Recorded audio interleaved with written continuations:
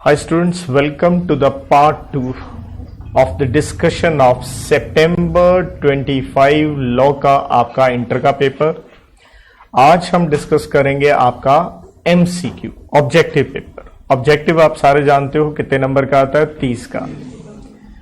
अब ये कैसा रहा, पहली बात जस्ट टू शो यू, ये MCQ के पेजेस हैं, मैंने डिस्क्रिप्टिव का पहले बताया था। ये टोटल 20 पेज है। How many? 20। माना 20वां पेज में कुछ नहीं है, पहले पेज में एंड दूसरे में कह लीजिए इंस्ट्रक्शंस, राइट। लेकिन आप समझते हैं जब आप पेपर दे रहे हैं आप इनको भी तो पढ़ते हो, गॉट और नॉट। 5-7 मिनट ये भी खाएगा, because you have to learn about the timing, right. Time management is very important. तो मैं अगर इन 3 पेजेस को माइनस भी कर दूं, 17 पेज के 17 पेजेस हैं MCQ के। क्वेश्चन कैसे आए सर?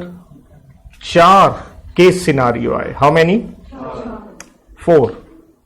दैट मीन्स कोई भी इंडिपेंडेंट क्या नहीं था MCQ, लेकिन मैं कहूंगा इनडायरेक्टली था। कैसे सर? जब हम केस सिनारियो 1 डिस्कस करेंगे, केस सिनारियो 1 में थे 6 क्वेश्चन। How many? 6। पहले 3 क्वेश्चन तो केस सिनारियो पे ही थे, अगले 3 क्वेश्चन क्यों थे उस पे ये भगवान ही जानता है, या ICI, मतलब उसका कोई लेना देना ही। दैट मीन्स उसको ICI को कौन सी कैटेगरी में डाल लेते बेहतर होता? Independent MCQ, right. उन्होंने ऐसा नहीं किया। भाई ऐसा क्यों करता है ICI? तो पुट प्रेशर, स्ट्रेस। तो सारे के सारे एक तरह से कह लीजिए केस सिनारियो बड़े बड़े साइज के, तभी कितने पेज बन गए? 17। अब सर इसका लेवल कैसे रहा? आपने देखा मैंने आपको केस सिनारियो के ऊपर अलग से किताब दे रखी है, और मैंने आज तक के सारे केस स्टडीज, और आप इसी तरह से इवन चाहे ये पेपर मैं आज आपसे डिस्कस करने जा रहा हूं, एग्जैक्टली हर केस स्टडी मैंने ये लिख के किसके ऊपर आई है, कौन से सेक्शन पे आई है, कौन से कंसेप्ट पे आई है, तो आप सारे जानते हो उस किताब में मैं एक एक चीज आपको प्रोवाइड करता हूं। ऐसे ही मैं ये डिस्कशन करने वाला हूं। लेकिन केस सिनारियो का लेवल बड़ा भयंकर था। इससे पहले जनवरी 25 इसी साल केस सिनारियो टफ थे, बट ICI ने अब की बार सारे के सारे केस सिनारियो, मतलब इतने सारे, मेरी केस सिनारियो बुक भी अच्छी खासी मोटी बुक है, इतने सारे केस स्टडी, सारे के सारे पास क्वेश्चन RTP, MTP और ICI वाले, एक भी ऐसा नहीं है जो इससे क्या खाता हो, मेल खाता हो। टोटली नया, अंडर प्रेशर।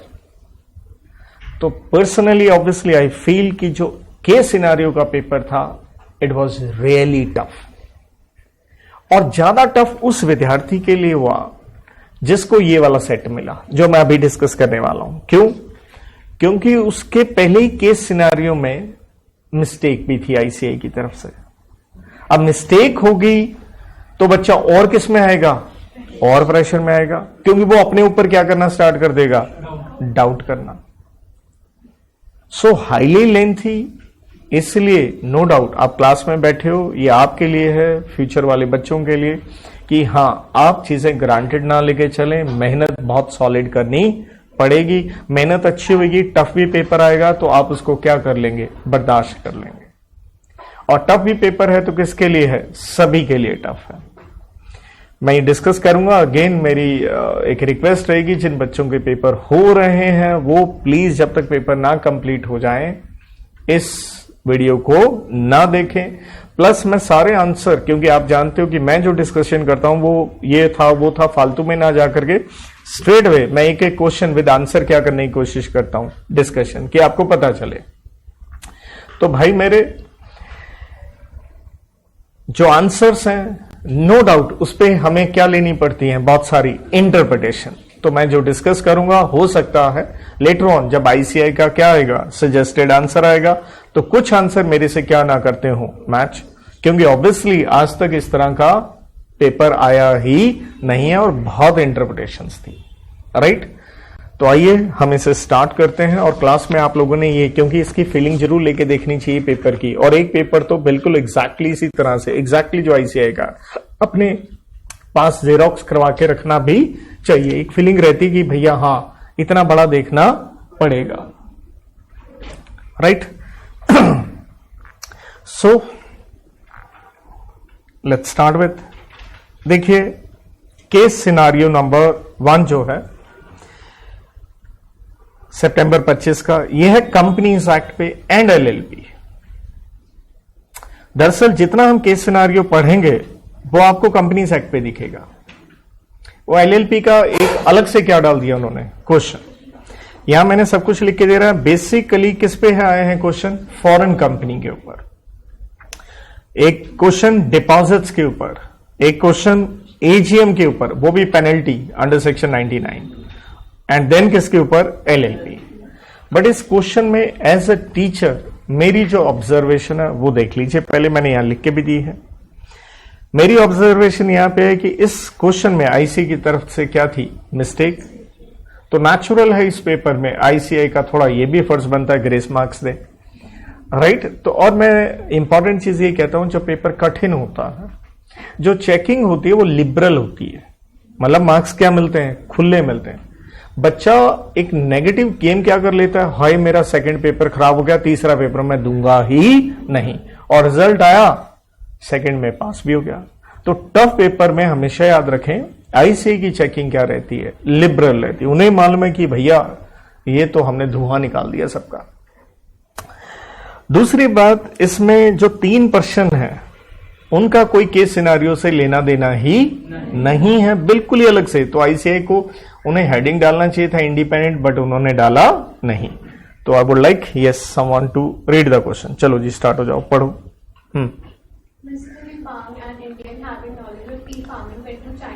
ध्यान से देखिएगा, ये व्यक्ति भारतीय है, कहां चला गया? चाइना चला गया 2006 में, ठीक है।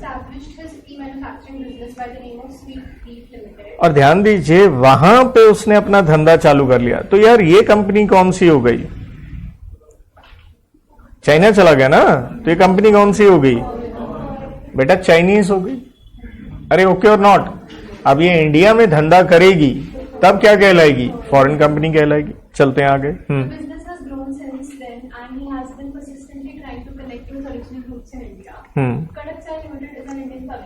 ध्यान से देखिएगा, ये कड़क चाय जो है, राइट, ये क्या है? एक इंडियन कंपनी है। तो दैट मीन्स ये तो बाहर की नहीं है। और इंडियन कंपनी का मतलब ही क्या है? 2 का 20 लग गया। जो भारत में क्या होगी? रजिस्टर्ड इनकॉर्पोरेटेड, वो कंपनी है।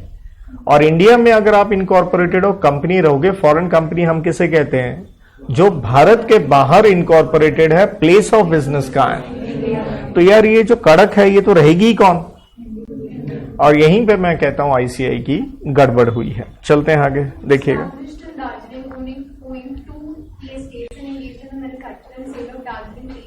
तो ये भी चाय में इन्वॉल्व है। चलिए, तो देखिए इस साल कड़क चाय को खरीद लिया, मतलब उस कंपनी को खरीद लिया। किसने खरीद लिया? स्वीट लीफ ने खरीद लिया। अब खरीदने का मतलब आप होल्डिंग सब्सिडरी, इस तरह का उन्होंने कुछ ऐसा नहीं लिखा, ना ही कोई अमेलगमेशन वाली बात लिखी है। बट इतना हमें मालूम है ये कंपनी है बाहर की और ये कौन सी है? इंडिया की है। ठीक है, चलिए आगे। और इन्होंने लेकिन इस तरह से ये लिख दिया कि भाई वो कड़क चाय अब क्या बन गई? देखा जाए वो बननी नहीं चाहिए। कड़क चाय तो बनी कहां हुई है? इंडिया में। यहां पे is the interpretation problem. Are you getting or not? But sometime ऐसा कुछ क्वेश्चन आ भी जाए, थोड़ी आपको गलती भी लगती है, वट एवर, तो जैसा फ्लो है उस फ्लो में अपने को क्या करना चाहिए? रिलैक्स होकर क्वेश्चन अटेम्प्ट करने की कोशिश। जी।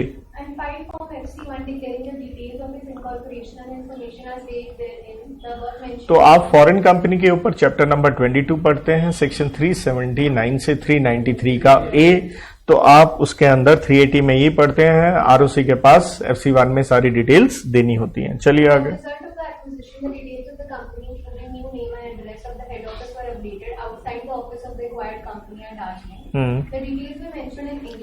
ध्यान दीजिए, क्योंकि वो नाम हो गया, वो आउटसाइड द प्रेमिसेस आप लिखते हो, जिसके ऊपर हम सेक्शन 382 पढ़ते हैं।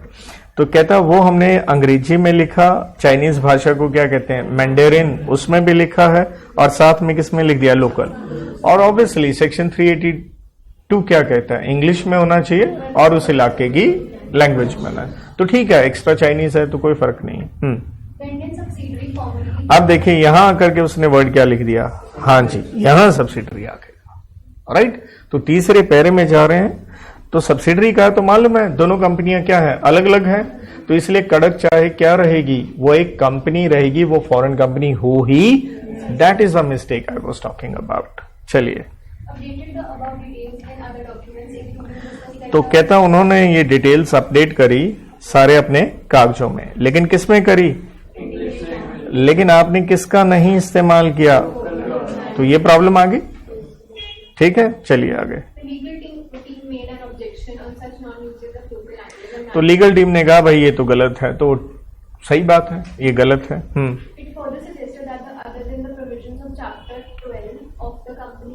चैप्टर 22 बेटा,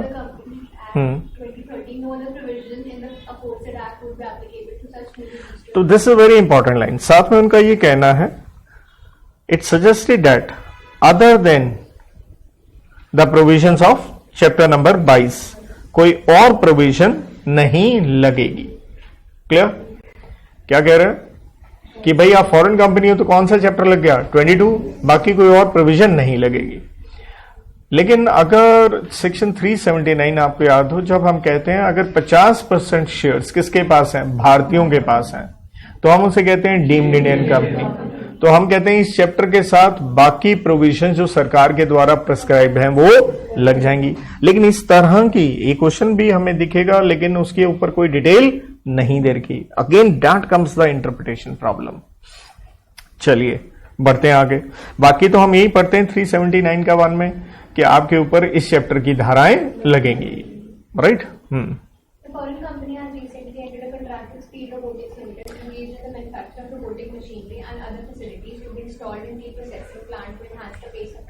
चलिए कॉन्ट्रैक्ट किया इस एक तीसरी कंपनी से।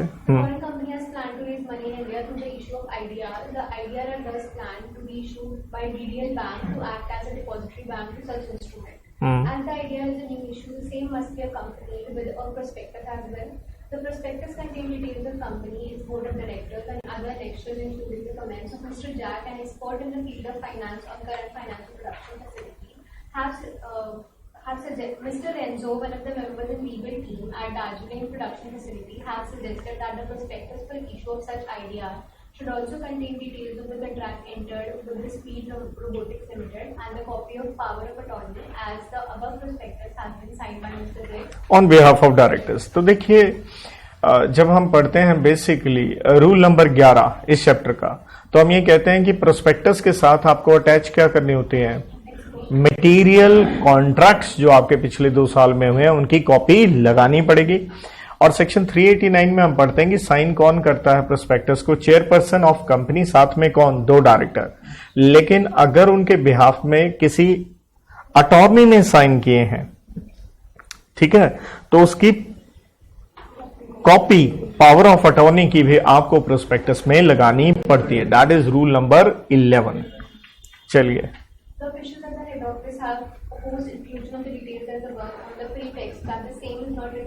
और जबकि ये कह रहे हैं इसकी कोई जरूरत नहीं है, जबकि ये होना चाहिए।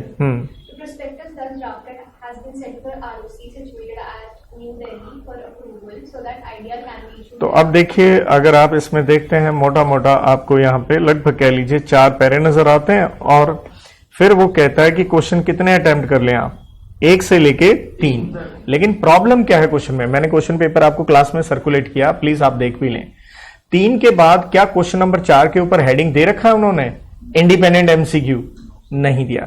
यहां तो लिख गया 1 से क्या करें, 3 करें, तो उनको एक हेडिंग तो दे देना चाहिए था, ये क्या है, इंडिपेंडेंट। तो जैसे मैंने कहा ऑब्वियसली कि पहले 3 क्वेश्चन के सिनारियो पे है, बाकी एज गुड एज क्या है, इंडिपेंडेंट। लेकिन वो इंडिपेंडेंट है, लेकिन उन्होंने बच्चे के ऊपर तो क्या क्रिएट कर दिया, प्रेशर। क्योंकि आप तो क्या देख रहे हो, बिल्कुल मैंने क्लास में सर्कुलेट करी है, प्लीज आप देख लीजिए।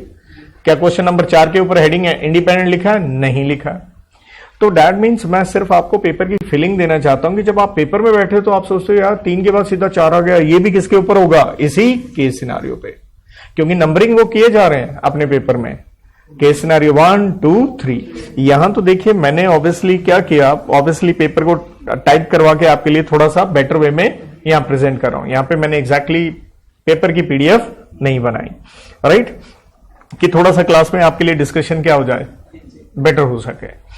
तो आइए पहला प्रश्न, Whether the legal team was correct in suggesting that only कि सिर्फ धाराएं किसकी लगेंगी, चैप्टर 22 की लगेंगी। तो हम जानते हैं हर फॉरेन कंपनी के ऊपर ये चैप्टर की प्रोविजंस लगती हैं, क्योंकि 379 में ही पढ़ते हैं कि सेक्शंस लगेगा 380 से 386 सब पे लगेगा। फिर आपके प्रोस्पेक्टस वाले सेक्शन आ जाते हैं, वो तो तभी लगेगा जब आपने क्या किया है, पैसा भारत में से रेज किया है। और फिर 392, 393 पेनल्टी वाले हैं, वो भी लगते हैं, राइट? डीम्ड इंडियन कंपनी के लिए कोई ऊपर डाटा दे नहीं रखा। अब यहां बंदा आके फंस गया, और वैसे ही मैंने कहा ये तो कंपनी क्या नहीं है, ये तो फॉरेन कंपनी वैसे ही नहीं है, राइट? अब देखिए अगर हम फिर भी यहां से ऑप्शन निकालें, बाकी आईसीआई अपने सजेस्टेड निकालेगा, तो इसलिए that's why I was saying कि यहां इंटरप्रिटेशन बेस्ड है भाई। तो पहले में तो क्या कह रहा है, the legal team is incorrect, कि ये चैप्टर 22 तो लगेगा ही नहीं, ये तो टोटली क्या हो गया, ऑप्शन रॉन्ग है, राइट? दूसरे में क्या कह रहा है कि वो बिल्कुल करेक्ट है, सिर्फ क्या लगेगा, यही लगेगा। और तीसरे में क्या कह रहा है, इनकरेक्ट है, क्यों कहता है चैप्टर 22 जो है किस पे लगेगा, with no applicability to Chinese company, with no applicability for the foreign company situated in India. तो ये तो पॉइंट वैसे ही समझने में क्या हो रहा है, अजीब सा लग रहा है। क्लियर है? एक बार पेपर में चेक करना, एग्जैक्टली यही लाइन लिखी है जो मैंने पेपर आपको भेजा, कहीं टाइपिंग में कोई मिस्टेक तो नहीं आई। क्वेश्चन नंबर 1 का सी, The legal term is incorrect as provisions of chapter 22 shall apply to Chinese company with no applicability for the foreign company situated in India. तो देखो सेम यही है। तो पहले क्या कह रहा है, ये इनकरेक्ट है कि ये सिर्फ किसको लगेंगी, शैल अप्लाई टू, यहां तक तो ओके है। तो देखा जाए चाइनीज कंपनी तो क्या है, फॉरेन कंपनी है, इंडिया में काम करेगी, तो नेचुरल चैप्टर 22 लगना चाहिए। लेकिन आगे क्या कह रहा है, with no applicability for the foreign company. अब इस लाइन का मतलब क्या है, कुछ पल्ले पड़ रहा है, तो थोड़ी एम्बिग्यूटी यहां निकल के आती है। और आखिर में क्या कह रहा है, इनकरेक्ट है कि चैप्टर ये भी लगेगा, अलॉन्ग विद क्या लग जाएगा, other provision as may be prescribed regarding what business carried on by it as if it were what Indian company. तो ये एग्जैक्टली हम चीज किस पे पढ़ते हैं, 379 का 2 में, जहां हम क्या कहते हैं, डीम्ड अगर आप इंडियन कंपनी हो जिसमें 50% अगर शेयर होल्डिंग किसके पास हो, भारतीय सिटीजन या भारतीय कॉर्पोरेट्स के पास हो। तो इसलिए क्वेश्चन नंबर 1 में क्या क्रिएट हुई थोड़ी, कि आप फॉरेन कंपनी नहीं है।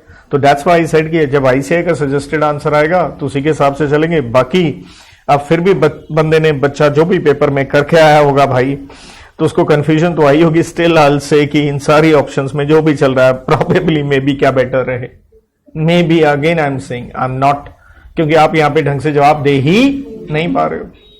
ठीक है, अगला क्वेश्चन देखो, Whether the act of mentioning of name of newly formed foreign company and other details that outside the office in English, local and Mandarin as well as on the तो देखिए हम section 382 में यही क्या कहते हैं, आपका नाम, ठीक है, बाहर जो लिखना है इंग्लिश प्लस देसी भाषा में हो, साथ में सारे कागज भी क्या हो, इंग्लिश प्लस देसी भाषा में हो, राइट? यही चीज हम कहते हैं प्रोस्पेक्टस के ऊपर भी अगर इश्यू करे तो ये चीज होनी चाहिए। तो लेकिन आगे क्या कह गया, and and on other documents including business letter, benefits and कहता only English is in correct compliance. नहीं, वहां पे अकेला इंग्लिश से नहीं चलेगा काम, उसमें भी क्या चाहिए अपने को, देसी भाषा चाहिए। तो ये क्वेश्चन सीधा सीधा बोल से कि कोई गड़बड़ की बात नहीं है। 382 मैंने यहां हिंट में भी लिख के दिया है कि भैया ये दोनों भाषाएं चाहिए होती हैं, आउटसाइड द प्रेमिसेस भी जो नाम लिखना है एज वेल एज किसके ऊपर, डॉक्यूमेंट। तो इसलिए ऑप्शन नंबर बी यहां देखते हैं, नेम ऑफ द कंपनी तो आपने किस में लिख दिया, इंग्लिश प्लस लोकल, मैंडेरिन में लिख रहे हो अलग, ठीक है, but even other document should mention the details in all the languages. तो चाइनीज कोई जरूरी ऐसा नहीं थी, बट ये तो होना चाहिए। लेकिन बाकी ऑप्शंस पे आओगे तो आप देखिए क्या लिख रहा है, पढ़ना जरा। the name of company has been correctly written in English, local and Mandarin outside the तो यहां तक ठीक है। The other documents can mention the details in English only, तो यही तो गलत है। ठीक है, सी ऑप्शन पे आओ। Details and documents as well as outside the office can only, तो यहाँ क्या गड़बड़ होगी, आपने इंग्लिश खा गए, ये गलत हो गई।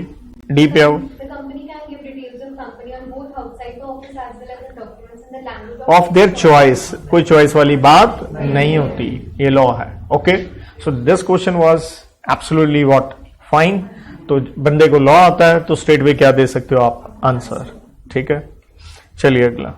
Choose the correct option from the following on validity and adequacy of details mentioned in the prospectus prior to issue of IDR and whether it will be accepted or rejected by ROC at new Delhi. Okay, तो जो हमने IDR issue करना था उससे related prospectus की बात कर रहा है। आइए पहले ऑप्शन में। The details of contract and speed reporting ये स्पीड वो था जिसके साथ हमने क्या किया था, कॉन्ट्रैक्ट। ठीक है, as well as copy of power of attorney should be maintained. Mandatory क्या करना होता है, प्रोस्पेक्टस के साथ अनेक्स करना होता है, यही कहता है रूल नंबर 11। क्योंकि वो कॉन्ट्रैक्ट हुआ तो हमने कहा था जो मटेरियल कॉन्ट्रैक्ट्स हैं वो आपको लगा के देने पड़ेंगे। ठीक है, विदाउट विच आरओसी क्या कर देगा, रिजेक्ट। ठीक है, और ये पावर ऑफ अटॉर्नी वो जैसे मैंने यहां लिख भी दिया 389 में साइन होता है, लेकिन वो rule read with what, rule number 11 ही कहता है कि ऑथराइज्ड अटॉर्नी साइन कर सकता है, उसकी आपने कॉपी लगा के देनी है। अगले ऑप्शन देखो। Details mentioned in the prospectus about the company and other credentials including non-filing of power of attorney are correct and ये तो कह रहे हैं non filing of power of attorney क्या है, करेक्ट है, तो ये तो करेक्ट नहीं है, गलत हो गया। चलिए, the details of contract and speed reporting subject can be skip, नहीं भाई मटेरियल कॉन्ट्रैक्ट है। ठीक है, और दूसरी इंपॉर्टेंट क्या बात है, यहां पे क्या लिख रहा है, as being one entered in the ordinary course of business, right. और क्योंकि कहते हैं स्किप कर देंगे और इसको आपको मैंडेटरी लिखना पड़ेगा, तो भाई जो आपके मटेरियल कॉन्ट्रैक्ट हैं वो भी आपको लिखने पड़ेंगे। सो देखिए ये जो स्पीड रोबोटिक वाला है, क्योंकि आपको रूल नंबर 11 में क्या पता होना चाहिए था, पहली बात यहां पे आप देखोगे तो हमारा काम किस चीज का, चाय वगैरह का है, और जो कॉन्ट्रैक्ट इसके साथ हुआ स्पीड वाले के साथ, ये किस चीज से रिलेटेड हुआ, ये मशीनें to enhance what, pace of production. और रूल 11 कहता है हमने कौन से कॉन्ट्रैक्ट की कॉपी लगा के देनी, जो मटेरियल है लेकिन जो ऑर्डिनरी कोर्स ऑफ बिजनेस में ना हो। और यहां ऑप्शन क्यों रॉन्ग होगी, क्योंकि अगला कह रहा है ये तो किस में है, ऑर्डिनरी कोर्स में है। क्लियर, नेक्स्ट ऑप्शन देखो। no need to issue the prospectus as the company Kadapa Limited is an existing company and only the status from this domestic to foreign company has changed. देखो यहाँ तो question में वैसे ही wrong आ रहा है कि domestic से क्या हो गया आपका, आप समझ रहे हो, ये तो है ही कौन सी कंपनी, डोमेस्टिक ही है, right.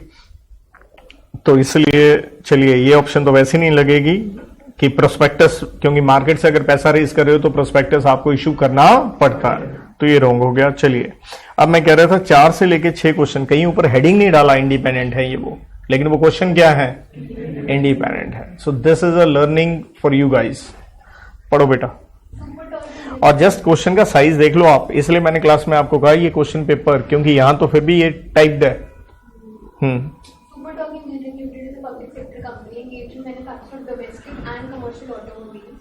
The company has been providing automobile dealerships in and across the country to various business entrepreneurs. Out of 56 such dealerships, LD Motors Limited, situated in city of Jaipur, Rajasthan, is one of the prime selling joints for domestic automobiles, namely sedan and hatchback cars. Super Dog Engineering Limited has entered into a contract with the above said dealer for the provision of warranty services. तो हम क्या किसके लिए contract किया क्योंकि हम तो किसमें थे, ऑटोमोबाइल्स में थे, हमने किसके लिए किया इनके साथ contract, warranty services to customers. और इसलिए हमने उन्हें दे दिया एडवांस कितना, एक दिया 1/20 का और एक दिया 1/25 का। अब ध्यान से देखना, कहता फॉर्मर मींस पहले वाला एडवांस 1/20 वाला, वो किसके लिए दिया है, वारंटी के लिए दिया है, कि अगर कोई रिपेयर करनी पड़ जाए। टाइम पीरियड दे दिया उसने कितने साल, 2 साल।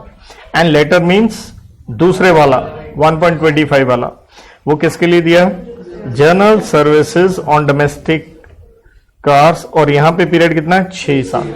अगली लाइन है सबसे important, period of 7 years of provisions of such warranty and maintenance services taken as common business practice. अब दरअसल आपसे पूछ क्या रहा है, ये जो एडवांस दिया है क्या हम इसे डिपॉजिट मान सकते हैं या नहीं। तो याद कीजिएगा जब हम डिपॉजिट की डेफिनेशन पढ़ते थे सेक्शन नंबर 2 का 31, और रेड विद उसका रूल नंबर 2 का 1 का सी, जिसके अंदर आती हैं फर्दर कितनी सब क्लॉजेस 18, कि हमने इनको क्या नहीं मानना, डिपॉजिट नहीं मानना। तो उसी में अगर आप ये 12वीं की फर्दर क्लॉज किस में जाओगे, ई। ये सबसे बड़े पॉइंट थे जिसके अंदर दुनिया भर के पॉइंट थे कि अगर आपने एडवांस दिया है किसके लिए, future services in the form of warranty या मेंटेनेंस, तो इसमें हम पढ़ते थे if the period for providing such services does not exceed जो कॉमन बिजनेस प्रैक्टिस क्या थी हमारे क्वेश्चन में, 7 साल, कंपेयर्ड विद व्हाट 5 साल, और क्या लेते थे हम, विच एवर इज क्या हो, लेस हो, दैट मीन्स 5 साल, तो क्या नहीं मानेंगे, डिपॉजिट नहीं मानेंगे। लेकिन ध्यान से देखो लेस वाला कौन सा है, 1/20 वाला अमाउंट आया 2 साल था, गॉट और नॉट। लेकिन अगला कितना था 1/25 वाला, 6 साल का, तो जो 6 साल वाला है वो क्या बन जाएगा, उसे हम डिपॉजिट मान लेंगे, क्योंकि भैया रूल का 2 का 1 का सी क्या है, इनको डिपॉजिट नहीं मानना। अरे गॉड और नॉट। तो भाई साहब आप देख रहे हो क्वेश्चन कितना बड़ा और कितना ज्यादा आपको क्या डाल रहा है उसके अंदर, कि एक ही क्वेश्चन में दोनों पॉइंट डाल दिए। तो जिस बच्चे ने तैयारी की है बड़े ही किससे अच्छे तरीके से, प्रोविजन याद है, फिर तो अटेम्प्ट होगा। तो इसलिए ऑप्शंस में आ जाओ, जैसे मैंने कह दिया सेकंड वाला क्या बन जाएगा, डिपॉजिट, क्लियर है। पहले वाला तो किस में आ गया, एग्जाम्प्टेड कैटेगरी में आ गया। अगला आप देख भी लीजिए, अगली ऑप्शन पढ़ना भाई, नीदर तो गलत हो गया, ठीक है, सी में चलो, to be treated as deposit, वो भी क्या हो गया, गलत हो गया। डी में चलो, कहता कंपनी डिसाइड करेगी, नहीं भैया ऐसा कुछ नहीं है। चलिए भाई next. Board of Glasses Limited is a publicly traded company engaged in the manufacturing of doors and panels made from Tufton glass. The company was incorporated on 1 November 2022 with the requisite members and capital. The first AGM was held. First AGM, ध्यान दीजिएगा, पहली AGM की बात कर रहा है, वो हो गई 1 मई 23 को। Mr. F, the company secretary has decided to call the next AGM for the financial year 23-24 on 1st August 24. देखिए ध्यान दीजिए, हम ये कहते हैं कि 2 एजीएम के बीच में गैप 15 महीने से ज्यादा नहीं होना चाहिए। आप 2023 देख रहे हो, 1/5 है, तो सीधा सीधा 23 के कितने हो गए, 8 महीने हो गए, और 24 का अगस्त देख रहा है तो 7 महीने हो गए, 8 और 7 क्या हो गया, 15। तो इस डेट से इस डेट देखोगे तो यहां तक क्या है, ओके है, लास्ट डे है कि आप कर सकते हो। अगले पैरे में चलो। On 31st July 24, the company applied in the लेकिन कंपनी ने एक दिन पहले आरओसी के पास अप्लाई किया, किसके लिए, तो आप पढ़ते हो सेक्शन 96 में एक्सटेंशन दे सकता आरओसी 3 महीने का ऑन सफिशिएंट ग्राउंड्स। अब आप कब करना चाहते हो, 5/8 को, 5/8 तो क्रॉस हो गया, 1/8 से कितने दिन से क्रॉस हो गया, 4 दिन। चलो, on grounds that the accounts department was asking for another couple of days more for the और आपने कहा अभी हमारे अकाउंट्स बने नहीं है, और आप सारे जानते हैं एज पर सेक्शन 102 एजीएम में कितने काम होते हैं, 4 अड्डा ए से अकाउंट्स क्या होने होते हैं, अप्रूव। चलो, लेकिन आरओसी ने क्या कर दिया, मना कर दिया, मना कर दिया तो 1/8 तक आपको करनी पड़ेगी। अब चलिए आगे। company went on to hold and conducted a process. लेकिन कंपनी तो कब कर रही है, 5/8 को ही, 4 दिन एक्स्ट्रा लगाए। तो अब क्वेश्चन अगर आप आंसर पे देखोगे तो हमें दिख रहा है पेनल्टी पे जा रहा, तो पेनल्टी आती है एजीएम का डिफॉल्ट करने में, कौन से सेक्शन में, 99 में, जहां हम पढ़ते हैं मैक्सिमम में 1 लाख रुपए प्लस डेली के मैक्सिमम कितने हो सकते हैं, 5000। अब ऑप्शंस देखो, और पेनल्टी लगती किस पे है, कंपनी ऑन ओआईडी, ये लिखा, लेकिन यहां क्या कह रहा है, टोटल पेनल्टी कितनी, 1 लाख की। यहां देखो तो कितनी कह रहा है, 31। यहां देखो तो कितना कह रहा है, 1/20, और कहता कोई पेनल्टी लगेगी नहीं फोर्थ में। और ठीक कौन सा हो गया, 1/20, क्यों, 1 लाख सीधी होगी, 5000 पर डे है तो कितने दिन हो गए, 4 दिन हो गए, 20,000 बना, टोटल क्या बना, 1/20। अब सोच के देखो क्या पेपर आसान था ये, टफ, जिसको पेनल्टी टिप्स पे आती होगी कर लेगा, वरना 4 महीने की और पेनल्टी। हाँ या ना, यहाँ 4 दिन है, उनके लिए 4 महीने हो जाएंगे। जबकि देखा जाए तो मैंने क्लास में, अगर आप याद करो, पेनल्टी चार्ट भी दिए हैं, और मैंने इंपॉर्टेंट चार्ट्स पेनल्टीज के ऊपर हमेशा क्या डलवाया आपको, स्टार, और बार बार कहा आपको सेक्शन 99 इज वेरी इंपॉर्टेंट, क्योंकि 99 में पेनल्टी थी भी किसकी, 96 की, 97 की एंड 98 की। राइट। तो इसलिए जो बच्चे ये सोच रहे हैं मैं ये 4 लाइनें ऐसे मोटा मोटा कर जाऊंगा, मैं फाउंडेशन पास हो गया, बेटे रुला देंगे, भयंकर रुला देंगे अगर 2-4 अटेम्प्ट निकल गए। तो इसलिए ये बिल्कुल आने वाला समय लेके चलो।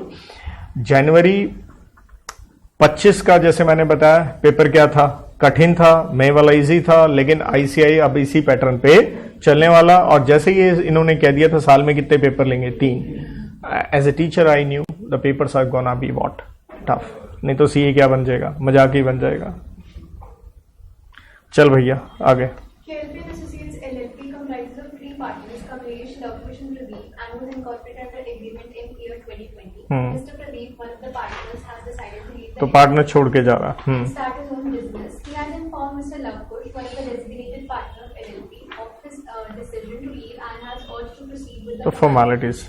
Even past 1 month of leaving the LLP, Mr. Pradeep was continuously receiving phone calls from creditors of LLP for payment of their dues, thus convincing him to believe that the LLP has... तो अब उसे लगता है कि LLP ने अभी तक ना बाहर वालों को बताया ना ही किसको बताया, आरओसी को। LLP was also not responding और ना ही एलएलपी अपने पार्टनर को बता रही है referring to the provisions of LLP. कि वो क्या स्टेप लेगा। अब आपको डायरेक्ट आता है तो मैं इसको ऐसे क्वेश्चन को इजी कहता हूं, प्रोवाइडेड आपको एग्जैक्टली सेक्शन आता हो। तो देखिए सेक्शन 25 का 6 में हम यही पढ़ते हैं कि ऐसी स्थिति में पार्टनर खुद किसको बता सकता है, आरओसी, अगर उसके पास रीजनेबल कॉज टू बिलीव है कि एलएलपी कि ये आरओसी के पास फाइलिंग नहीं करेगी। फिर आरओसी किससे कंफर्मेशन ले लेगा, एलएलपी से, हाँ भाई ये छूट गया है या नहीं। तो ये क्वेश्चन मैं इसको टफ कैटेगरी में नहीं डालता, लेकिन अगेन चीज वही है जिसको क्या होता आता होगा, वही आता होगा ढंग से। अब ऑप्शंस में चलो। Mr. Pradeep should himself... अब इन्होंने क्या किया, वैसे तो देखो स्टडी मैट में ये फॉर्म नंबर भी नहीं मेंशन किया हुआ, राइट, लेकिन यहां आंसर में क्या कर दिया, मेंशन। तो बच्चे के दिमाग में वहां पे भी करप्शन आता है, ठीक है। और फिर आरओसी क्या भेजेगा एलएलपी को, एक शो कॉज नोटिस। अब show cause notice exactly word कहां नहीं यूज हुआ सेक्शन 25 में, वहां वर्ड क्या था, क्या लेनी है, शो कॉज का मतलब भी क्या होता है, कारण बताओ। तो आंसर तो ये सेट बैठ रहा है ये पार्ट, क्योंकि पहले बी में चलो। Mr. Pradeep should further follow up with LLP and ask it to submit form 4 to the registrar, informing him about the event, as he himself cannot... can not file, ये तो वैसे गलत हो गया क्योंकि वो फाइल कर सकता है। सी पे आ जाओ। Mr. Pradeep can himself issue a public notice in one English and one Kannada. नहीं नहीं भाई ऐसा नहीं है, आपने खुद आरओसी को अप्लाई करना है। D, The registrar would himself contact the LLP and inquire about this. वो उसको क्या सपना आएगा आरओसी को कि छोड़ के चला गया है। तो इसलिए समटाइम चाहे आपने फॉर्म ना पढ़ा हो, क्योंकि इस डिस्कशन से आप यही सीखो यार, एक आधी चीज प्लस माइनस भी है तो सारी ऑप्शंस के साथ देख लो बेस्ट कौन सा निकल के आ रहा है।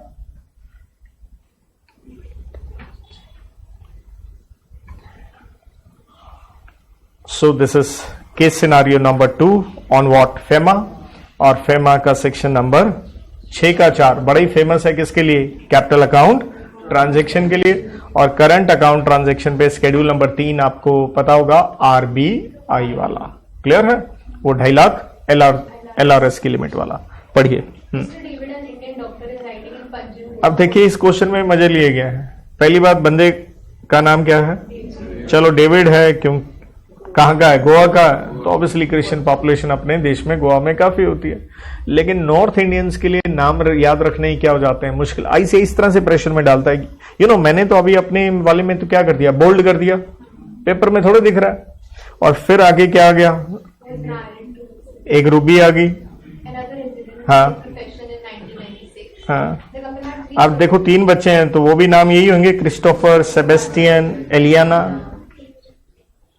अब बंदे का नाम राम श्याम महेशो दिमाग में बैठ जाता है, कौन था राम कौन था श्याम। यहां पहली बात दिमाग में ये टिकाना, पहले पढ़ के क्वेश्चनों में जाना, अबे कौन सा है बे क्रिस्टोफर, आर यू गेटिंग। तो आईसीआई ने पूरे टका के जिसे कहते हैं क्या लिए हों, सर्जिकल स्ट्राइक, स्वाद लिए हैं भैया। चल भाई, Mrs. Ruby left India in 2020 with her daughter Aliana and son Sebastian तो अब ये भी ध्यान रखने पड़ेगा, to US. एलियाना और सेबेस्टियन ये 3 समान चले गए।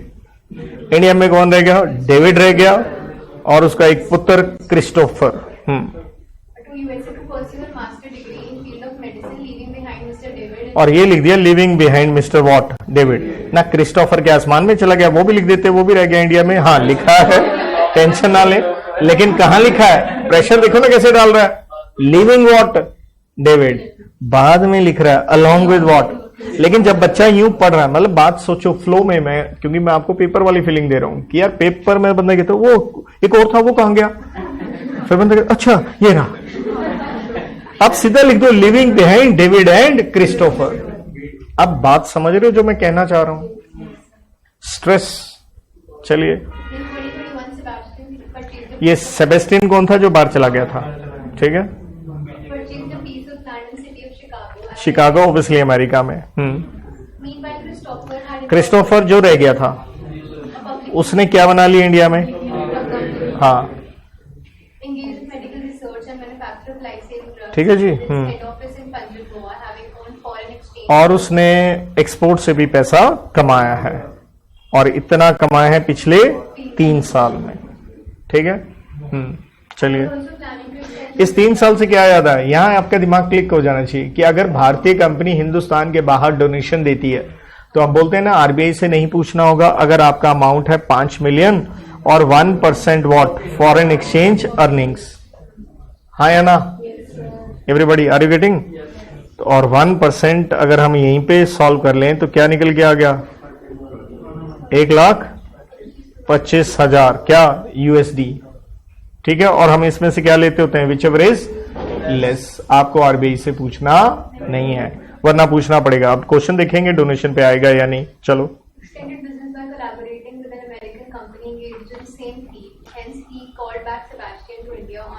ये सेबेस्टियन जो बाहर चला गया था।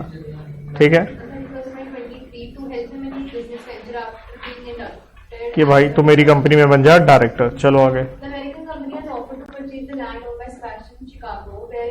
अब ये अमेरिकन कंपनी कहां से होगी? इसी पैर में देखो, यहां तो मैंने हाईलाइट कर दिया, पेपर में तो कितना प्रेशर है, क्योंकि आप क्या कर रहे हो? धंधे को एक्सटेंड करना चाहते हो और कोलैबोरेट कर रहे हो किससे? अमेरिकन कंपनी से। अब अमेरिकन कंपनी क्या करना चाहती है? लैंड खरीदना चाहती है। कहां पे? वो जो सेबेस्टियन ने कहां खरीदी थी? अरे सेबेस्टियन कहां था? बाहर था। कहां से गया था? इंडिया से। अब आपको डेट्स देखनी पड़ेंगी, you know that is very important. ये कब गए थे बाहर? 2020 में। ये वापस कब आ रहा है? 23 में। तो अंडरस्टूड है ये फिर क्या बन गया था वहां पे? PROI। क्लियर है? तो बहुत कुछ, मतलब देखो डेट्स कितना, there is so much of pressure. मतलब सीधी सीधी नहीं जा रही के सिनारियो, ये हर वर्ड में, हर पॉइंट में। अरे भाई बहुत कुछ देखना पड़ेगा। चल भाई आगे।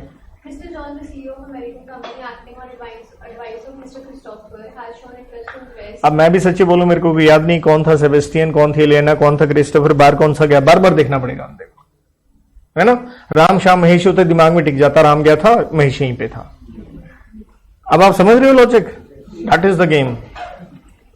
चलो भाई, अब देखो वो अमेरिकन कंपनी भारत में क्या इन्वेस्ट कर रही है? 1.5 लाख यूएसडी। लेकिन कौन से धंधे में, कहां इन्वेस्ट कर रही है? एक इंडियन कंपनी में जो किस काम में इन्वॉल्व है?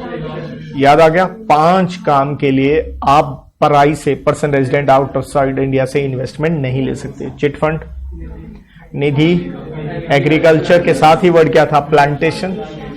अरे है ना? Real estate and TDR। और ये क्वेश्चन, ये पार्ट MCQ में भी आ गया और डायरेक्ट क्वेश्चन भी आया आपकी बार 4 नंबर का। क्लियर है? लेकिन ध्यान दो, यहां मैंने तो कलर चेंज कर दिया, हाई बोल्ड कर दिया। दिख रहा है तुम्हें भाई साहब? पेपर में ना थोड़ा ऐसे से हो रही होता है, खुद की प्लांटेशन खराब हो रही होती है। इसलिए मैं आप बच्चों को बार बार क्या कहता हूं कि यार पढ़ने में क्या रखो? कंसिस्टेंसी। टेस्ट देने क्या है? जरूरी है। Case studies time to time करनी क्या है? जरूरी है। हमारा बच्चा कहता है रंग बिरंगे 5 पेज पढ़ लें, पास हो जाएंगे। चलो आगे। ये आगे देखो डोनेशन वाला। हाँ,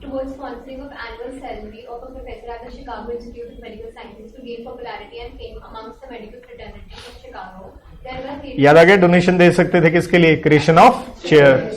ठीक है, फंड और किसी एसोसिएशन को जो अपने बिजनेस में, सेम बिजनेस में हो। चलो चेयर आ गया। ठीक है, आगे चले।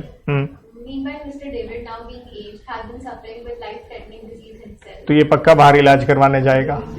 याद आ गई? वो 2.5 लाख वाली लिमिट, या जो मेडिकल इंस्टीट्यूट ने एस्टिमेट दिया। हाँ, residing in Chicago, USA, to search a suitable hospital where he can be treated for his ailments. and get cured. हाँ. Mrs. Ruby, being a doctor herself, has suggested the name of Pennsylvania Institute of Research and Medicine. तो भाई बाहर जा रहा है, ठीक है.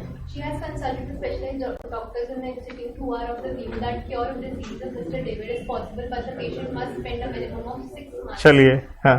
The institute has given an estimate amount देख लो कितना आ गया, 2.5 लाख क्रॉस कर गया.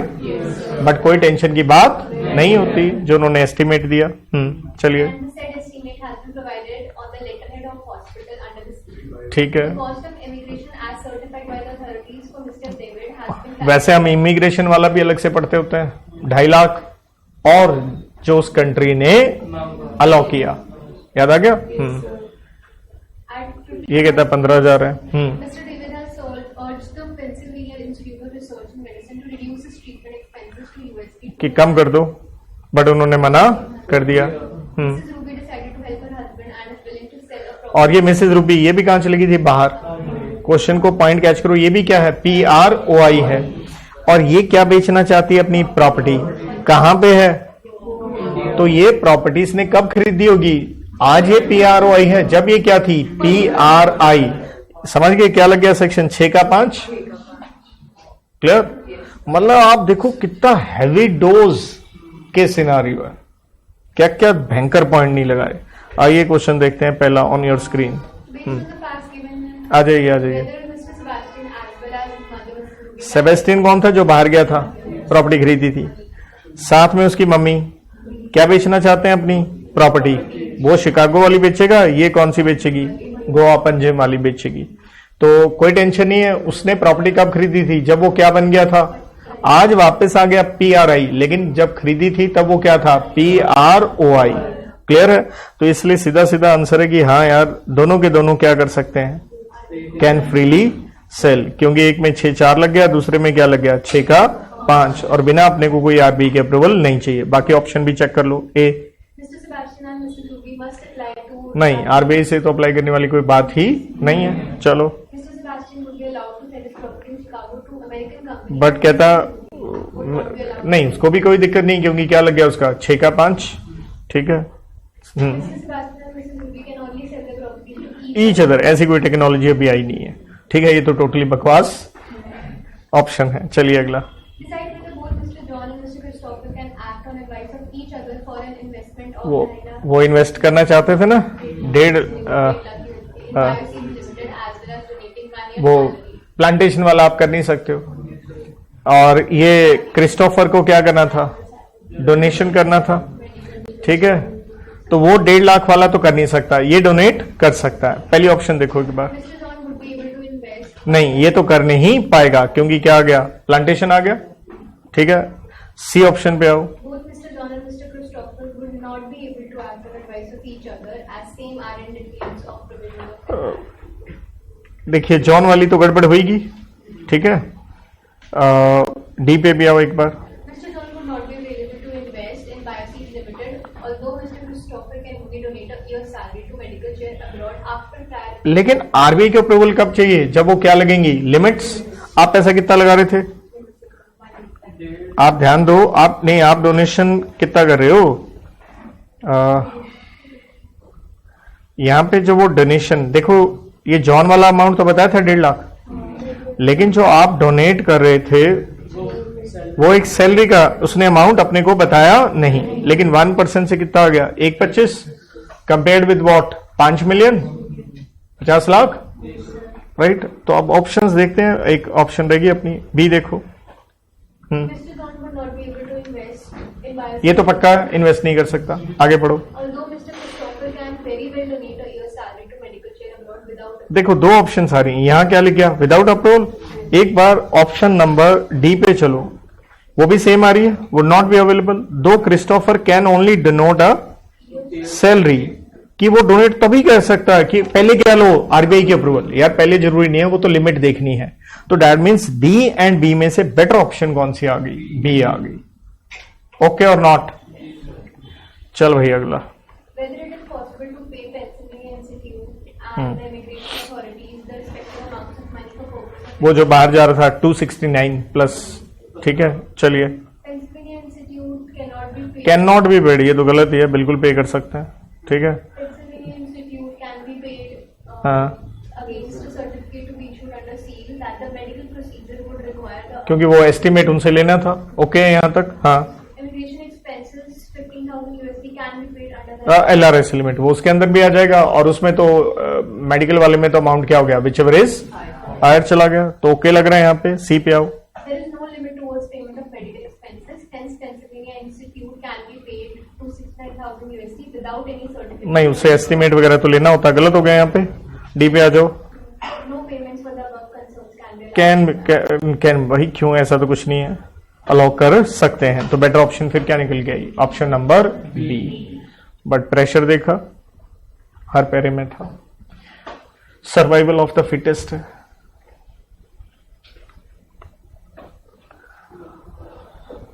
केस सिनारियो 3 कंपनीज एक्ट पे सेक्शन नंबर 19 समझ गए होंगे, सब्सिडरी होल्डिंग के शेयर नहीं ले सकती। 31 समझ गए होंगे, शेल्फ प्रोस्पेक्टस। और 48 में क्या था, अगर आप वोटिंग राइट में क्या डाल रहे हो, डिफरेंस डाल रहे हो। पढ़ो भाई। Adolescent Limited, a public limited company, is an Indian multinational retail company focused on infant maternity and childcare products. The company was founded in 2009 and is headquartered in Valsad, Gujarat. It sells products through its website, mobile app, and over 256 stores which operate under Busy Baby and Rain Baby brands. It has paid up capital of ₹126 crore in equity shares issued at a premium of 6 per share, as well as ₹112 crore in preference shares redeemable after 7 years of issue. Total limited. ध्यान दीजिएगा, ये थी adolescent, अब एक और आ गई। और ये बनाई किसने है, उस बंदे का नाम भी टोडलर है, ठीक है। एंग्लो इंडियन तो जानते होंगे, हाँ, जो ब्रिटिशर्स थे उनके इंडियन से जो बच्चे पैदा हो गए, मिक्स ब्रीड, ठीक है। With no legal heir. हाँ, Total Limited was engaged in manufacture of medicine specifically focused to the children under the age of 3 months. Adolescent Limited acquired 100%. तो ध्यान दीजिए, अडोलसेंट ने 100% शेयर टोडलर के लिए लिए, बन गई holding and subsidiary, rather wholly owned होगी। In the year 2011, thereby becoming its holding company. In 2024, Mr. Toddler. अब ये था क्वेश्चन का, मैंने तो बोल्ड कर दिया, पेपर में दिमाग नहीं चलेगा, वो टोडलर हो जाएगा। ये कंपनी है, ये टोडलर अलग है, तो सब्सिडरी होल्डिंग के शेयर नहीं ले सकती भाई, ये तो बंदा है। इसने 5% शेयर ले लिए किसके, चलो। In its individual capacity and decided to assign trustee rights. लेकिन इसने ट्रस्टी किसको बना दिया, सब। तो याद आ गया सेक्शन 19 की एक्सेप्शन, कि सब्सिडरी शेयर ले सकती है as what, trustee. Okay, can be trustee. Which would take care of his stake after his death and he. और वो पॉइंट आ गया, legal representative of the diseased, ठीक है। In July 24, Mr. Toddler died. और कहता उसका कोई बच्चा बुच्चा भी नहीं था टोडलर का, ठीक है। In July 24, Mr. Toddler died leaving behind the company as well as his 5% stake. तो इसमें कोई दिक्कत आएगी नहीं। चलिए, Toddler Limited, being the trustee to 5% stake of Mr. Toddler, claimed its stake in shares earlier held by late Mr. Toddler. Mr. Quick, one of the directors of Adolescent Limited, opposed the transmission समझ गए, section 56 death वगैरह case में। transmission of shares of Adolescent Limited held by Mr. Toddler to a subsidiary company on the plea that the subsidiary company cannot purchase the shares of the holding company with voting. भाई यहाँ तो exception लग जाएगी। Adolescent Limited is planning to enhance its production capacity by installation of plants in various parts of the country, including Jamnagar, Pune, Hisar, and other industrial cities. ध्यान से देखिएगा, ये para important है। आप अपनी प्रोडक्शन कैपेसिटी बढ़ा रहे हो, प्लांट्स लगा रहे हो अलग अलग जगह पे। The banks have refused to fund the projects and hence the company is planning to raise money from public by issue of fully paid equity share capital. A shelf prospectus was thus issued to raise 76 crore from the public for the Jamnagar plant in December 24. Such prospectus had mentioned the contracts owned by Adolescent Limited for development of plant infrastructure in Jamnagar. Meanwhile, Adolescent Limited is also planning to commence the development. तो आपने देखा इस पैरे में हुआ, ये जामनगर के लिए दिसंबर 24 में प्रोस्पेक्टस, और शेल्फ प्रोस्पेक्टस की लाइफ क्या होती है, 1 साल। अब आप कहां जा रहे हो, कब जा रहे हो, जनवरी 25, तो विद इन 1 ईयर है। चलिए, thereby raising 95 crore through the same shell prospectus. And और शेल प्रोस्पेक्टस के साथ क्या लगाना पड़ता है? IM, ठीक है। was thus issued containing details of contract for development of the Hisar plant infrastructure with no mention of the earlier contract for Jamnagar plant. और आपने उसके साथ पुराना जो प्लांट है उसके बारे में कुछ लिखा नहीं। बट देखो ना, प्रोस्पेक्टस कैसे बनता होता है? Shell prospectus plus what? IM। तो शेल प्रोस्पेक्टस में तो जामनगर की बात है ही, तो अलग से क्यों लगाएंगे? The board of directors of Adolphin Limited has called a meeting of preference shareholders of the company to resolve upon changing of the conversion ratio of preference shares into equity shares. तो आप preference को equity में convert करना था, वो ratio बदल रहे हो। The meeting was called in consent in writing favoring such relation has been obtained from preference shareholders worth 84. ध्यान दीजिए, किसने कंसेंट दी है? 84 करोड़ रुपीस के, और यहां देखो 112 करोड़ था। तो हम सेक्शन 48 में पढ़ते हैं, जब आपने कुछ चेंज करना होता है, वेरिएशन करनी होती है वोटिंग राइट्स वगैरह में, या तो क्या पास करो ऐसा, या फिर 3/4 की आप इश्यूड शेयर्स की क्या लो, अप्रूवल लो। 112 का 3/4 करो, कितना है? मेरे ख्याल में इसे ही आ जाएगा 84 करोड़, राइट। ऑल दो क्या कह रहा है? SR पास नहीं हुआ, तो कोई टेंशन नहीं है, 3/4 की अप्रूवल हो गई।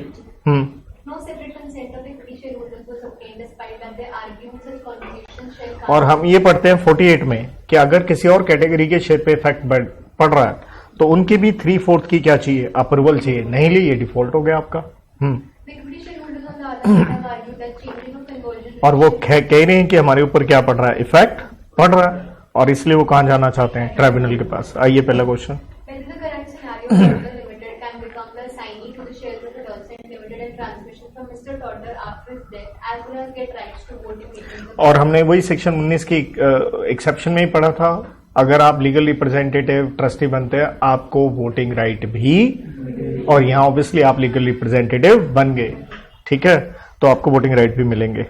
चलिए, ऑप्शन नंबर ए देख रहे हो आप, तो वही कह रहा है आपको राइट्स मिल जाएंगे डेथ के केस में, साथ में क्या मिलेगा? वोट का राइट। बी ऑप्शन पढ़ो। Toddler Limited can enjoy the rights of an LR in the event ये गलत हो गया, लेकिन यहां क्या कह रहा है? वोटिंग राइट नहीं मिलेगा, इसलिए ऑप्शन गलत हुई। सी। intention of Mr. Quick reporting the transmission is correct as a subsidiary company cannot acquire share in company. नहीं, उसका कहना भी गलत है, क्योंकि सब्सिडरी कंपनी ने थोड़े शेयर खरीदे हैं। किसने खरीदे हैं? टोडलर ने खरीदे हैं। Toddler Limited can itself acquire the shares in Adolphin Limited but cannot become an assignee. नहीं, टोडलर तो शेयर लिमिटेड तो शेयर ले ही नहीं सकती, गलत हो गया। So option A is correct. चलिए बेटा, next. Whether the registrar is justified in rejecting the item as incomplete. हाँ, तो वो कह रहा था ना, आपने जामनगर वाली डिटेल नहीं दी, तो वो तो देने की भी जरूरत नहीं है, एसपी लग गया, तो वो तो आप मना कर नहीं सकते। तो इसलिए सिंपल आंसर तो ये निकल रहा है, आप उसे रिजेक्ट नहीं कर सकते। ऑप्शन बी देखो। Registrar is correct as IM should have contained not only details of latest contract of the SAR plan but also details. नहीं, वो तो उसके एसपी के अंदर है, तो ये नहीं चलेगा। Next. The registrar is correct as new shell prospectus should have been filed for money raised for every new project as in. नहीं, वो 1 साल की वैलिडिटी होती है, वो दिसंबर से क्या था? जनवरी था, तो ये भी गलत है। The registrar is incorrect as there is no requirement for issue of shell prospectus for any money raised within a period of 1 year. There is no requirement, यहां गलत हो गया, क्योंकि साथ में क्या लगाना पड़ता है? इंफॉर्मेशन मेमोरेंडम लगाना पड़ता है। So option A is better. Next. Whether Adolphin Limited can be allowed towards variation of class rights of preference shareholders considering the fact that a SR could not be passed. नहीं भी पास हुआ है, 3/4 की क्या आ गई थी? अप्रूवल आ गई थी, इसलिए आंसर देखिए ए। The registrar of company shall not order a variation as although requisite number of preference shareholders have agreed, लेकिन प्रॉब्लम क्या आई? इक्विटी वाली आ गई, ठीक है। Option B. The ROC shall not under the variation as special. नहीं, SR के साथ ऑप्शन होती है ना 3/4 वाली, ये गलत हो गया। The ROC shall order the variation of class rights of preference shareholders as 75% of preference shareholders have agreed to such variation. भाई साहब, 3/4 75% ओके है, लेकिन साथ में इक्विटी की भी क्या लेनी थी? अप्रूवल, इसलिए गलत हो गया। The ROC shall refer the matter to tribunal rather than passing any order itself. ये ऐसा एप्लीकेबल ही नहीं है। केस सिनारियो 4 ऑन जीसीए, और ये 3 सेक्शन के ऊपर। सेक्शन 6 रिपील पे आता है और ये इंपॉर्टेंट डेफिनेशन इमूवेबल प्रॉपर्टी, और section number 10 computation of time. बिल्कुल brand new case study and काफी प्रेशर में, इन दोनों के ऊपर प्रेशर में डालती है। चलिए, Mr. Famous owned a firm operating a fleet of 18 taxis engaged in transportation of passengers in and across the state of Madhya Pradesh. The business has started way back in 1986, wherein the vehicle permits were obtained and the business was being run successfully. The registration for vehicle expired in the ध्यान से देखिए, आप vehicle चलाते हो, registration expire हो गया, कब हुआ? 1988. आपने रिन्यूअल के लिए अप्लाई किया under section 58 of The application under the aforesaid act was still pending and such act was लेकिन हुआ क्या, उसी साल नया एक्ट आ गया, तो एप्लीकेशन आपने पुराने एक्ट में दे रखी थी। to get the application processed. Mr. Famous applied to the authorities to consider the application under notification. इसलिए उसकी प्रोसेसिंग के लिए आपने अथॉरिटीज को अप्लाई किया कि मेरी एप्लीकेशन वही कंसिडर कर लो, taking plea of what, section 6, the hot section of this act, कि रिपील से फर्क नहीं पड़ेगा 5 बातों पे। तो इसलिए ध्यान दीजिए, वो जो 5 बातें थी, आपको क्लोज नंबर से वो 5 पॉइंट याद होने चाहिए। और 6 का सी भाई किस, चलो मैं बता भी दूंगा, 6 का सी आपका किस पे आएगा कि रिपील से कोई फर्क नहीं पड़ेगा, क्लेम, प्रिविलेज, रिस्पॉन्सिबिलिटी जो भी है, obtained, insured, sustained under any legislation so repealed. चलिए भाई, The application was not लेकिन अथॉरिटीज ने मना कर दिया। on the pretext that since the application was filed under the repeal law, the old application would not be considered and that application should have been filed within time. Later, Mr. Famous died, leading to the closure of business. The family of Mr. Famous still lives in one of the flats bought by Mr. Famous during his lifetime from Mr. Rich. देखो, एक ही para चल रहा था, उसमें वो section 6C में एकदम से मोमेंटम, कोई अलग भी पैरा नहीं बनाया, सीधा ही पहले बंदे को मारा और फिर कहा कि भाई साहब उसने एक रिच से एक फ्लैट खरीदा था, और रिच काफी रिच है क्योंकि फ्लैट बेचता है। बंदा कहते ये क्या हो गया भाई, पहले पैरे में कहीं कहानी और चल पड़ी। मतलब पैरा भी, अगेन आप क्लास में देखो, मैंने पेपर दे रखा है, सेम पैरे में चल रहा है, राइट? ऐसे आप चेक करेंगे आप कि अलग से उसने क्या नहीं बना के दिया कि बच्चे को इतना रिलीफ दे दो, मैं अगले पैरे पे जा रहा हूं। क्योंकि क्लास में नॉर्मली मैं यही सिखाता हूं कि जब कोई पैरा दे रखा हो, हर पैरे पे क्या देख लो, क्वेश्चन देख लो। लेकिन बीच में ऐसा जब बंदा कहते ये क्या हो गया बे, आर यू गेटिंग? चल भाई, Mr.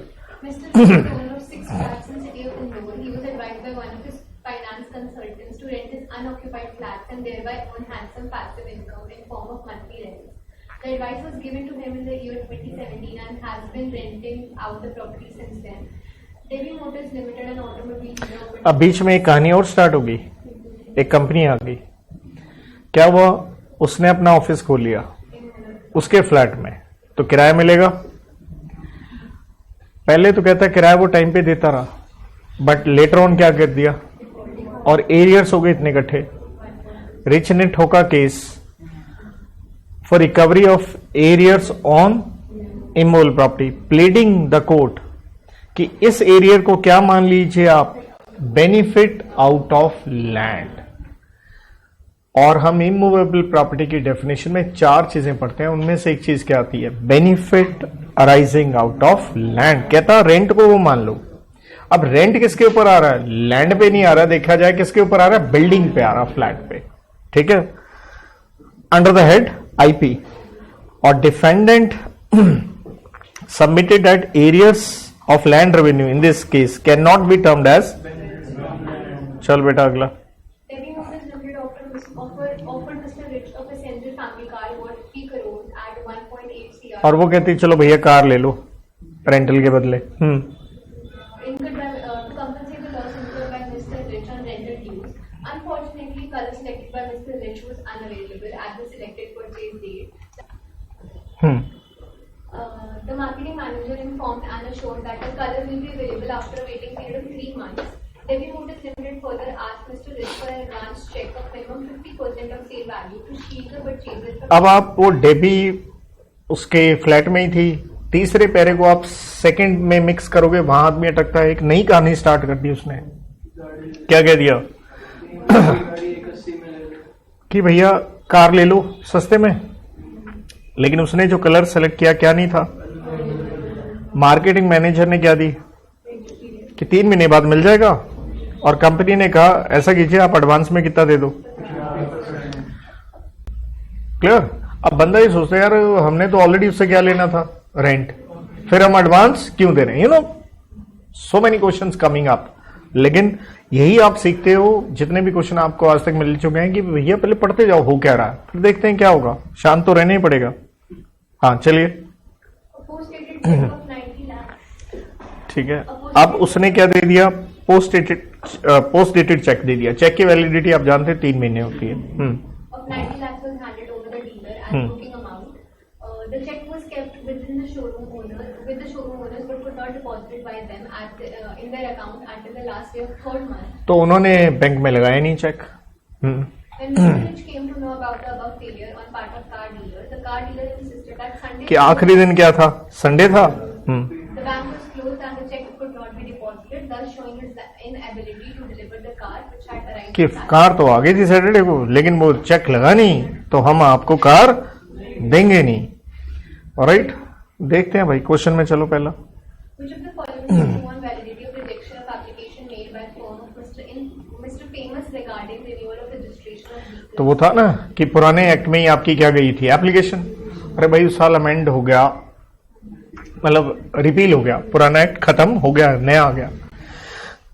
तो 6 का सी में हम ये पढ़ते हैं, उससे कोई फर्क नहीं पड़ेगा आपका जो भी क्लेम था या प्रिविलेज, क्योंकि आपने तो पुराने एक्ट में दी, इसमें आपका कोई कसूर नहीं है।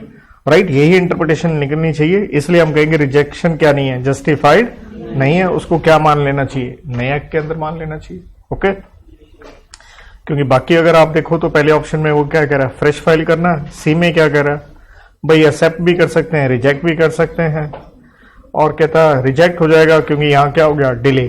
तो मेरे को बेटर ऑप्शन क्या है, बी। अगला पढ़िए।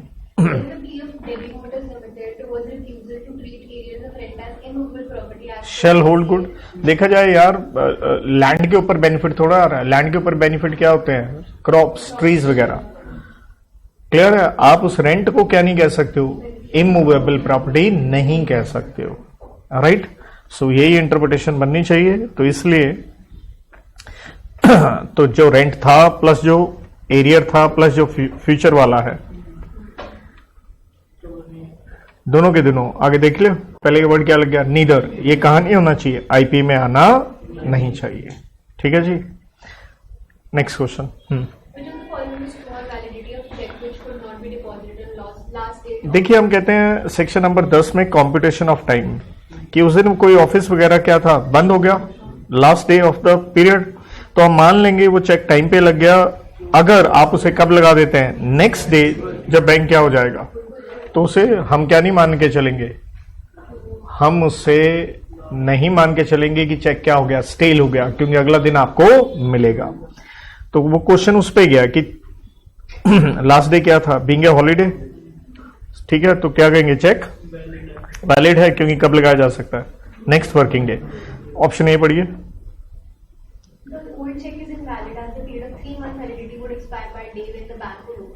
The old cheque is invalid, invalid नहीं होगा, वो तो लग जाएगा। C option. तो आप माफी मांगना चाहते हो बैंक से, ऐसा कोई स्कीम नहीं होती, गलत है। ऐसी भी कोई चीज नहीं है। सीधा क्वेश्चन किस पे, सेक्शन नंबर 10 पे है। राइट, तो भाई इसके साथ ये डिस्कशन समाप्त होती है। एक आधे कोई इंटरप्रिटेशन जब सजेस्टेड आंसर आएगा, डेट इज ऑन ICAI। फिलहाल जो हो सकता था मैंने आपके साथ विद आंसर एक एक चीज क्या कर दी, डिस्कस। Thank you.